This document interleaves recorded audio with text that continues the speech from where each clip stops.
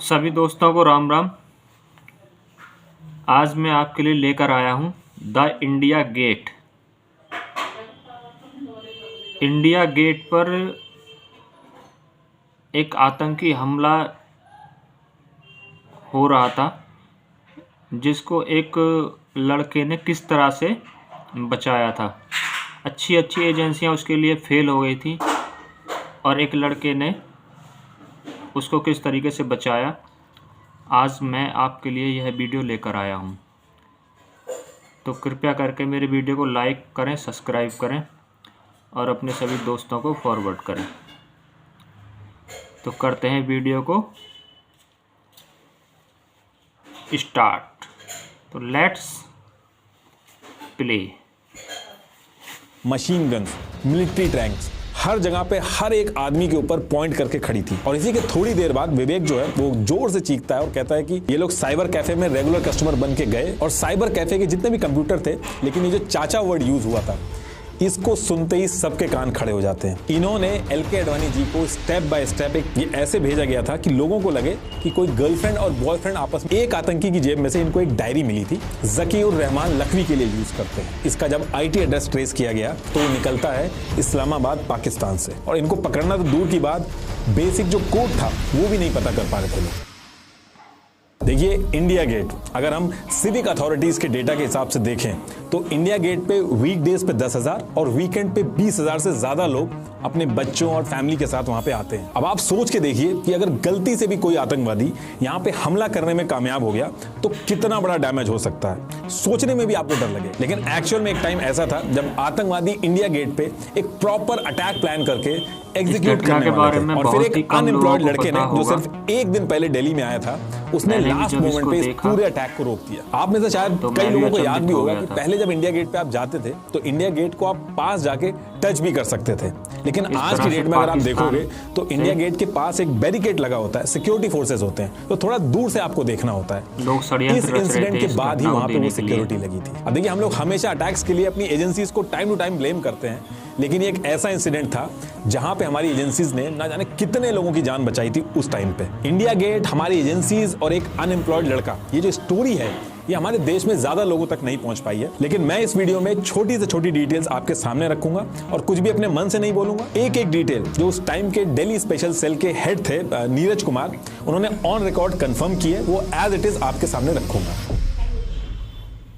अब देखिए, जैसा कि आपको पता है कि पुलिस डिपार्टमेंट अपने अपने स्टेट में काम करती है और पुलिस डिपार्टमेंट में भी हर स्पेसिफिक टास्क के लिए अलग अलग टीम्स होती हैं, जैसे ATS, STF, CID, crime branch. और आप ये भी बहुत अच्छे से जानते होंगे कि दिल्ली जो है वो नेशनल कैपिटल होने की वजह से दिल्ली के अंदर एक छोटा सा भी इंसिडेंट होता है तो वो सिर्फ इंडिया के अंदर ही नहीं बल्कि पूरी दुनिया के अंदर हेडलाइन बनाता है। और इन्हीं सब रीजंस की वजह से दिल्ली हमेशा से आतंकियों के निशाने पर रहता है। और इन्हीं सब चीजों से डील करने के लिए दिल्ली पुलिस में एक अलग से स्पेशल सेल बनाई गई थी। और ये जो स्पेशल सेल थी, इसका काम था कि जितने भी आतंकी हमले प्लान हो रहे हैं उनको होने से पहले ही काउंटर करना। दिल्ली की ये जो स्पेशल सेल थी, चाहे 2001 का पार्लियामेंट अटैक हो, 2000 का रेड फोर्ट अटैक हो, तब उस टाइम पे काफी अच्छे से काम किया था। इन्होंने जैश ए मोहम्मद और लश्कर ए तैयबा के पूरे नेटवर्क को एक्सपोज किया था। बहुत ही बढ़िया रोल प्ले किया था इन्होंने। और इन्हीं तरीके के अटैक्स को काउंटर करने के लिए स्पेशल सेल के जो ऑफिसर्स थे वो कश्मीर वगैरह भी जाते रहते थे, क्योंकि आतंकियों को अगर कुछ भी दिल्ली के अंदर करना होता था तो उसके जो लिंक होते थे वो कश्मीर से ही मिलते थे, वहीं से उनकी एंट्री भी होती थी, ऑपरेशन भी वहीं से ही एग्जीक्यूट होते थे। तो देखिए, अब होता क्या है कि 2002 में ये जो दिल्ली स्पेशल सेल था, इसके हेड बनते हैं नीरज कुमार।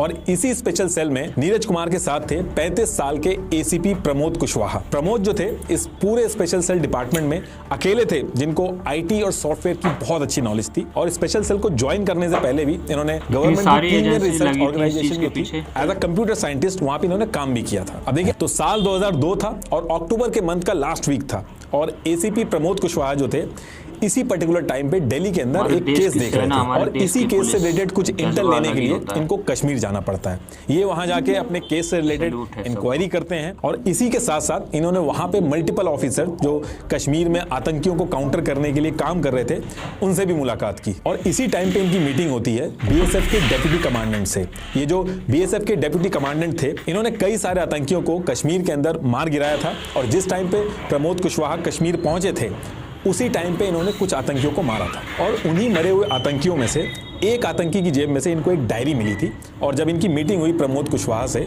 तो ये जो डायरी थी इन्होंने प्रमोद कुशवाहा को दिखाई। अब जब एसीपी प्रमोद ने उस डायरी को देखा तो उस डायरी में मल्टीपल एंट्रीज थी, पेन से कुछ डिटेल्स हर पेज पे लिखी थी, एकदम खराब सी हैंडराइटिंग में। और उस डायरी के सबसे लास्ट पेज पे एक ईमेल एड्रेस लिखा था, rashid32xxx@hotmail.com। तो एसीपी प्रमोद क्या करते हैं, ये सारी एंट्रीज को छोड़ के लास्ट पेज पे जो ईमेल एड्रेस लिखा था उसको ये नोट करके दिल्ली वापस आ जाते हैं। और दिल्ली आने के बाद वो अपने बॉस जो कि स्पेशल सेल के हेड थे नीरज कुमार, उनको ये ईमेल एड्रेस दिखाते हैं और उनसे कहते हैं कि इस ईमेल एड्रेस के बारे में वो कुछ काम करना चाहते हैं, पता लगाना चाहते हैं। अब इसके कुछ दिन बाद ऑफिसर प्रमोद ने सबसे पहला काम ये किया कि ये जो ईमेल आईडी थी इसका आईपी एड्रेस निकलवाया, ताकि पता चल सके कि ये ईमेल आईडी चल कहां से रही है। और जब इसकी डिटेल्स सामने आती हैं तो उसको देख के प्रमोद जो थे वो काफी सरप्राइज हो जाते हैं, क्योंकि ये ईमेल आईडी मिली तो कश्मीर के आतंकवादी के पास से थी, लेकिन इसको दिल्ली के अंदर एक आदमी यूज कर रहा था, और जिस तरीके से यूज कर रहा था वो थोड़ा दिक्कत वाली चीज थी। ये जो ईमेल आईडी थी इसको दिल्ली के अंदर एक आदमी अलग अलग साइबर कैफे से यूज कर रहा था, और एक बार जिस साइबर कैफे से उस ईमेल एड्रेस को वो आदमी यूज कर ले रहा था,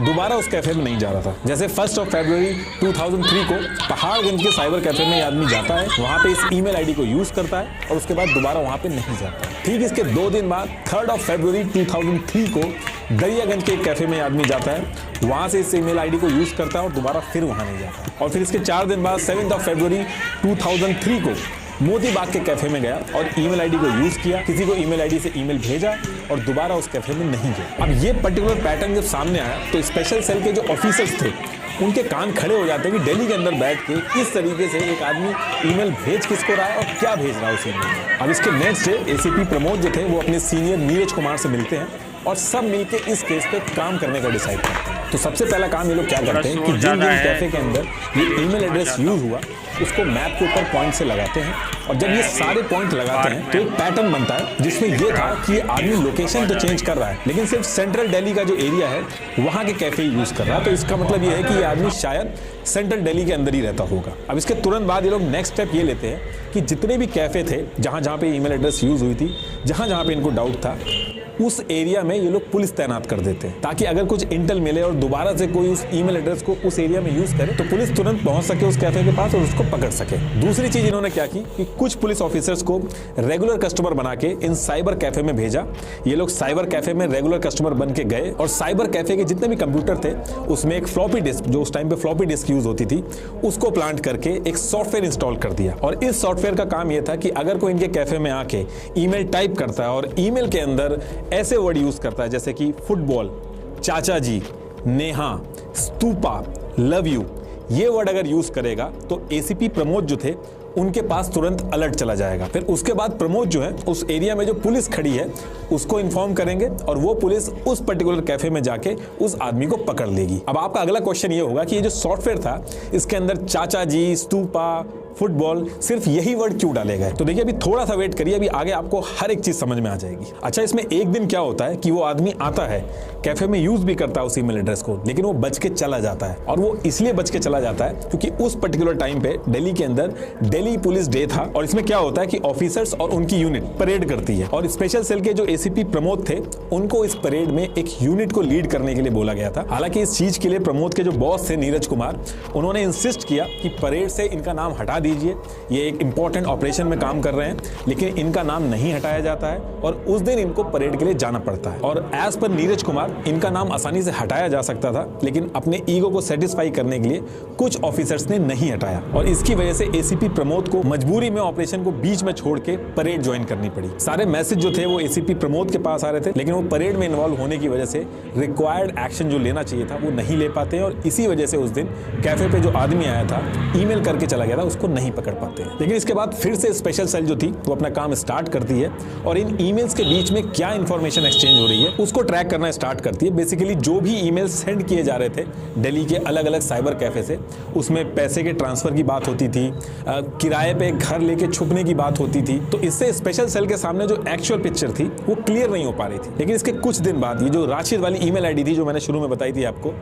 rashid32xxx@hotmail.com, इससे एक ईमेल जाता है एक ईमेल आईडी पे और दूसरी ईमेल आईडी जिसको भेजा जाता था वो ईमेल आईडी थी stupaxx@hotmail.com। और ये जो ईमेल भेजा गया था, ये ऐसे भेजा गया था कि लोगों को लगे कि कोई गर्लफ्रेंड और बॉयफ्रेंड आपस में कॉन्वर्सेशन कर रहे हो। शुरू में नॉर्मल मैसेज रहता था और उस नॉर्मल के बीच में ये लोग अपना हिडन मैसेज डाल के फिर भेजते थे ईमेल। ये वो ओरिजिनल मैसेज था जिसमें शुरू में तो ये लिखा था, my dear darling, I am so happy that you love me and you are made for me. You also know that I love you and that you are most important to me in this world. लेकिन इसके just आगे लिखा था, dear brother मुजल्लिम, सलाम वालेकुम, उनको मैंने ठहरा दिया है, ये कॉलेज वाला इलाका है, भीड़ भाड़ मेन है, सब ठीक है और कोई बात होगी तो मैसेज भेज देना। चाचा जी को सलाम अर्ज करना, आपका भाई। अब देखिए इस ईमेल में सारी चीजें तो सही थी, लेकिन ये जो चाचा वर्ड यूज हुआ था, इसको सुनते ही सबके कान खड़े हो जाते हैं, क्योंकि स्पेशल सेल का जो डिपार्टमेंट है उनको पता था कि आतंकवादी ये जो चाचा वर्ड है ज़कीउर रहमान लखवी के लिए यूज करते हैं। ये लश्कर तैयबा का टॉप लीडर था, इसी ने 2001 में पार्लियामेंट पे हमला करवाया था। आगे चल के जो मुंबई अटैक हुआ था 26/11, उसके पीछे भी यही मास्टरमाइंड था। अगर आपने कॉन्वर्सेशन सुनी होगी तो उसमें भी चाचा वर्ड यूज हुआ था, इसलिए सबके कान खड़े हो गए थे कि जरूर ये लखवी है जो डायरेक्ट बात कर रहा है। तो बेसिकली इस ईमेल से इनको ये समझ में आ गया था कि जो लखवी है इंडिया के अंदर कुछ बड़ा प्लान कर रहा है और उसी के रिगार्डिंग बात चल रही है। अब इसके बाद 11 फरवरी को फिर से ईमेल भेजा जाता है, वही सेम ईमेल आईडी rashid32xxx@hotmail.com, और वो भेजता है स्तूपा वाली आईडी पे stupa@hotmail.com। और उसमें भी सेम वही पैटर्न था, शुरू में कुछ और बात लिखी थी और उस बात के बाद अपना रियल मैसेज लिखा था। ये वो मैसेज था, my darling, I am coming to you soon, please wait for me, it will not be long before we get married, you will come to me and I will come to you in your arms, please take me and keep me forever. और फिर इसके बाद अपना ये real message शुरू करते हैं, dear brother Muzammil, सलाम वालेकुम, आपका मैसेज मिला, मैं उस आदमी से मिल लूंगा, उसका नंबर अभी स्विच ऑफ है, थोड़ी देर में फिर ट्राई करता हूं, काम के बाद आपको मैसेज भेजता हूं, आपका भाई। और इस ईमेल के बाद भी ये लोग रुकते नहीं है, 13 फरवरी को फिर से एक ईमेल आता है, लेकिन इस बार एक चीज अलग होती है कि नई ईमेल आईडी पे मैसेज जाता है। इस बार stupaxx हॉटमेल जो ईमेल आईडी थी वो एक नई ईमेल आईडी थी, नेहा सिंह 1xx2@hotmail.com। इस पे ईमेल भेजा जाता है और वो मैसेज ये था, नेहा डियर, सलाम वालेकुम, अल्लाह आपकी हिफाजत करे, आप और भाई अपने काम पर लगे रहो, बिफोर 15 फरवरी 2003 को आपके शहर में तारीख उसको लेके आपके पास आ जाएगा। फुटबॉल का क्या करना है आप बेहतर जानते हो, मैच के बाद आप मुझे मैसेज दे देना, कोई बात हो तो एक के जरिए मैसेज भेजना और ऑनलाइन हो जाना, आपका भाई एम। अब ये जो ईमेल था इसमें फुटबॉल का मतलब बॉम्ब से कंपेयर करा जा रहा था और एक के जरिए कॉल करने का मतलब था कि यूएस के नंबर से कॉल करना, क्योंकि यूएस का जो कोड है वो +1 होता है। और सेम डे कुछ देर बाद फिर से ईमेल आता है और इस बार राशिद की ईमेल आईडी पे ज़कीउर रहमान खुद डायरेक्ट मैसेज करता है और ईमेल आईडी यूज करता है CHACHOJI@hotmail.com। और इसमें लिखा था, राशिद भाई AOA आपके जिम्मे है, वहां सब कुछ मैच की तारीख फिक्स होने तक प्लेयर्स का ख्याल रखना आपके जिम्मे है, कोई बात होगी तो क्या करना है आप अच्छी तरह जानते हो। और ये जिस ईमेल आईडी से भेजा गया था इसका जब IT एड्रेस ट्रेस किया गया तो वो निकलता है इस्लामाबाद पाकिस्तान से। अब इसके बाद नेक्स्ट डे एक और ईमेल आता है और इस ईमेल में किस दिन अटैक होना था उसकी डेट का कॉन्फर्मेशन होता है। उस ईमेल में ये लिखा था, डियर राशिद AOA, मैच का डेट फिक्स हो गया है, वर्ल्ड कप का फाइनल 25 को तय हुआ है, टाइम वही है मैच का, बेस्ट ऑफ लक जैद। अब ये मैसेज देख के पूरा डिपार्टमेंट समझ जाता है कि 25 फरवरी को यानी कि 10 दिन बाद कुछ अटैक होने वाला है, लेकिन जब तक ये नहीं पता चलेगा कि कहां होने वाला है ये लोग कुछ नहीं कर सकते थे। इसलिए इनका नेक्स्ट टारगेट ये था कि कैसे भी करके कहां ये लोग प्लान कर रहे हैं उस चीज को पता कर सके। अब जैसे जैसे चीजें क्रिटिकल हो गई थी, इस पूरी चीज को स्पेशल सेल के हेड नीरज कुमार, इन्होंने अपने सीनियर और इंडिया की जो सेंट्रल इंटेलिजेंस एजेंसी थी उनको इन्फॉर्म किया। अब होना तो ये चाहिए था कि जो सेंट्रल इंटेलिजेंस एजेंसीज थी तुरंत इस ऑपरेशन में इनकी मदद करना शुरू करती, लेकिन मदद करने की बजाय सेंट्रल एजेंसीज जो थी उसके कुछ ऑफिसर जो थे वो स्पेशल सेल के इस ऑपरेशन को क्वेश्चन करने लगे कि ऐसा कुछ नहीं है और आप लोग गलत चीज पे काम कर रहे हो। तो बेसिकली नीरज कुमार जी का इस चीज पे ये कहना था कि सेंट्रल एजेंसीज जो थी उनके कुछ ऑफिसर्स जो थे उनका थोड़ा सा ईगो हर्ट हो गया था, क्योंकि इतनी बड़ी चीज वो खुद नहीं पकड़ पाए और पुलिस की एक छोटी सी यूनिट ने पकड़ लिया। लेकिन जब सारे इवेंट एक के बाद एक उनके सामने रखे गए तो बाकी जो ऑफिसर्स थे वो इनकी एजेंसी के साथ में आए और सबने साथ में मिलकर काम करना स्टार्ट किया। अब इधर ये जो एजेंसीज आपस में एक दूसरे को ब्लेम गेम खेल रही थी, इसी बीच में 17 फरवरी 2003 को सेम ईमेल एड्रेस से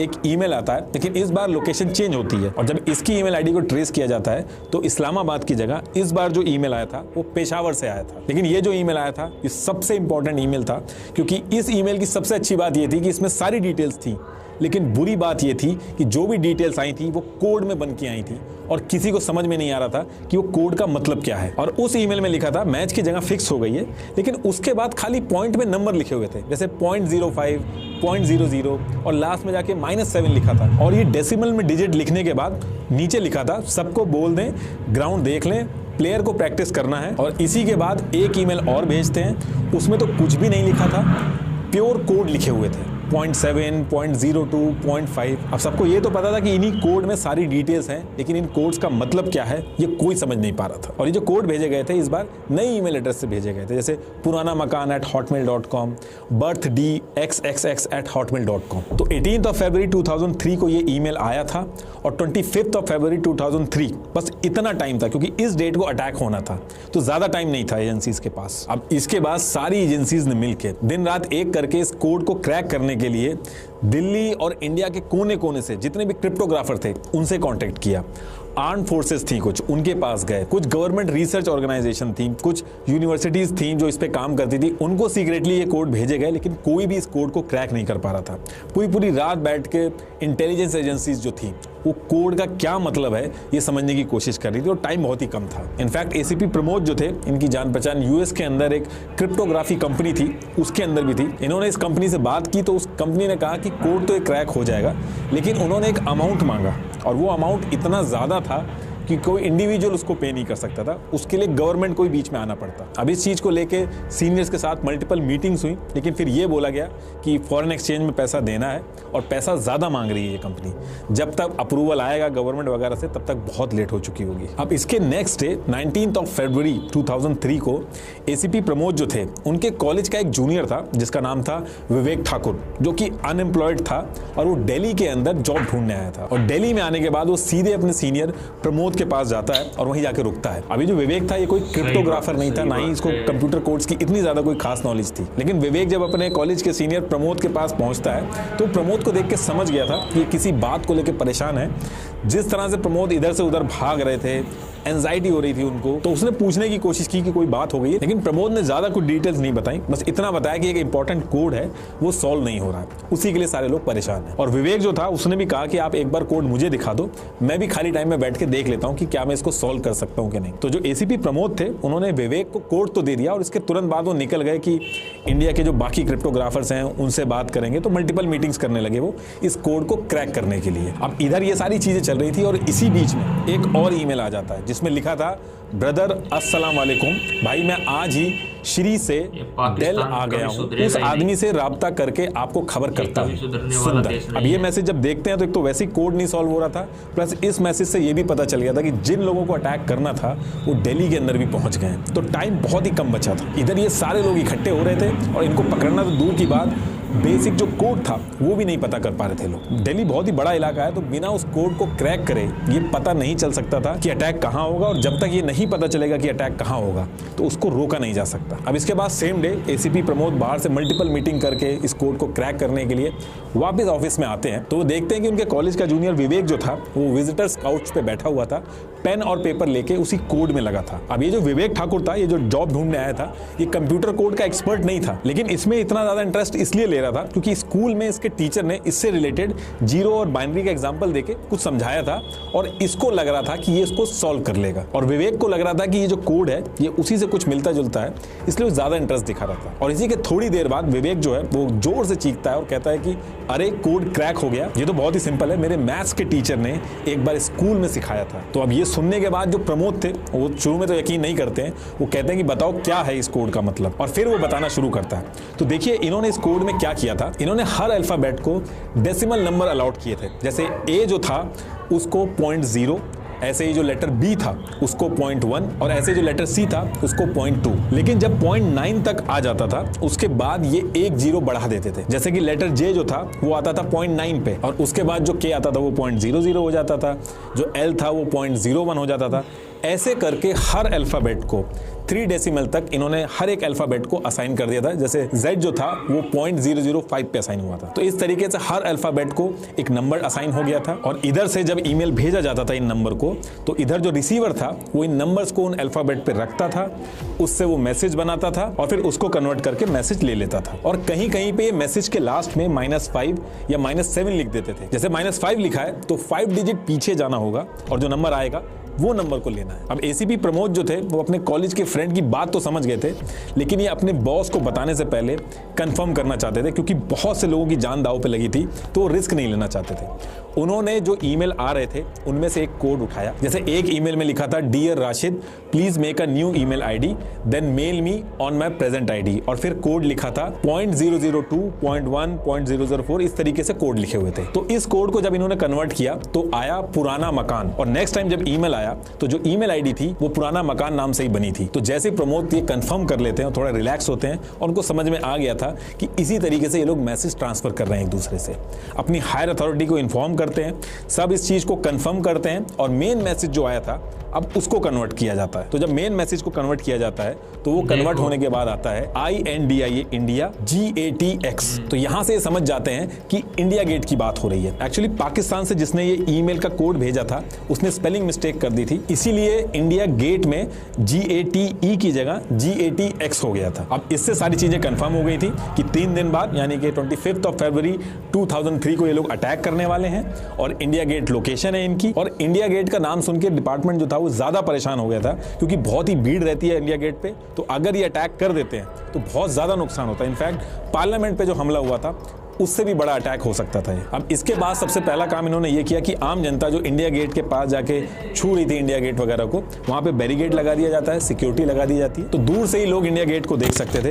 इंडिया गेट के पास जाना अलाउड नहीं था, और आज की डेट तक वैसे ही है। और ये करने के बाद दूसरी चीज ये की गई कि सेम डे आधी रात को 22 फरवरी 2003 को मिडनाइट इमरजेंसी मीटिंग की गई। इस मीटिंग में उस टाइम के home minister LK Advani ji के साथ और बाकी इंटेलिजेंस एजेंसी के ऑफिसर्स भी थे, और स्पेशल सेल के जो हेड थे नीरज कुमार, इन्होंने LK अडवाणी जी को स्टेप बाय स्टेप एक प्रेजेंटेशन दी और समझाया कि किस तरीके से ये ईमेल आईडी मिली, कैफे का कैसे यूज किया, जितने भी ईमेल्स आए थे ये सारी चेन दिखाई। और क्योंकि ये अटैक बहुत बड़ा हो सकता था, पार्लियामेंट अटैक से भी बड़ा हो सकता था, तो इस मीटिंग में ये डिसाइड हुआ कि इंडिया गेट पे अब इंडियन आर्मी को लगाना पड़ेगा। अब अगले दिन 23 फरवरी 2003 को मॉर्निंग के अंदर जब लोग इंडिया गेट में पहुंचते हैं तो इंडिया गेट का पूरा जो माहौल था वो चेंज हो रखा था। इंडिया गेट के पास में इंडियन आर्मी अपने फुल गियर में, मशीन गन्स, मिलिट्री टैंक्स, हर जगह पे हर एक आदमी के ऊपर पॉइंट करके खड़ी थी। लोगों को इंडिया गेट का जो पूरा नजारा था वो बिल्कुल ही चेंज दिखा, बहुत ज्यादा सिक्योरिटी थी। एज पर ईमेल जो आतंकियों ने ईमेल एक्सचेंज किए थे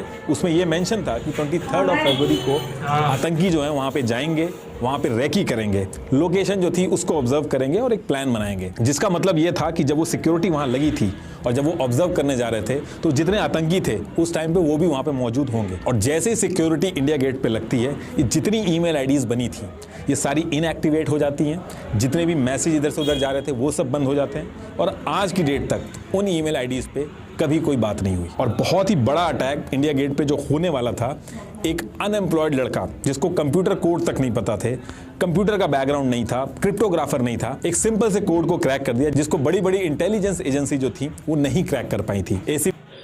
आशा करता हूँ आपको वीडियो अच्छा लगा होगा, और किस तरह से आपने भी देखा कि एक अनएम्प्लॉयड लड़के ने जो दिल्ली के अंदर जॉब देखने आया था, किस तरीके से उसने इस केस को सॉल्व करवा दिया था। तो हर भारतवासी के दिल में अपने देश के लिए जज्बा है। उसे नहीं पता था कि मैं किस काम के लिए दिल्ली आया हूँ और मुझे क्या करना पड़ जाएगा।